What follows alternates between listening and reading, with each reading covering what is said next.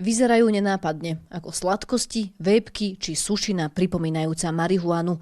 V skutočnosti ide o syntetické kanabinoidy, napríklad HHC a jeho deriváty, rôzne halucinogény a iné psychoaktívne látky. Predajcovia ich často označujú ako zberateľské predmety a látky, ktoré obsahujú, nepatria medzi zakázané. Takto obchádzajú legislatívu a môžu ich legálne predávať. Ja si kúpim takúto vejpku, ale nikto negarantuje, čo sa tam nachádza. Viem, čo si kúpim v bežne legálnej drogy, že keď si kúpim 40% alkohol, viem, že tam je, lebo to je vyrábané pod nejakými pravidlami. Keď si kúpim túto vejpku, ja netuším, čo tam je a netuším, ako skončím. Odborníci upozorňujú práve na nepredvídateľné účinky týchto látok.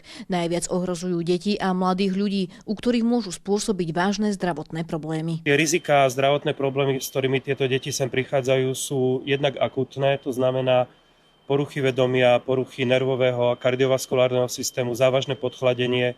Sú to neurologické, psychiatrické poruchy. Problém sa výrazne prejavuje aj v Nitre.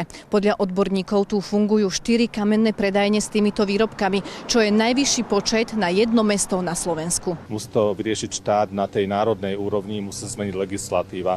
My ako mesto, čo vieme spraviť, je to, že dokážeme v rámci našich vlastných priestorov regulovať, koho budeme mať v nájme v mestských priestoroch, ale to dosť málo na to, aby sme teda obsiahli celú Nitru, pretože tu sú komerčné priestory, takéto prevádzky dokážu vzniknúť aj kdekoľvek inde. Predaj prebieha nielen v predajniach, ale aj cez automaty či internet. Mestá spolu s odborníkmi preto žiadajú štát o prísnejšie pravidlá.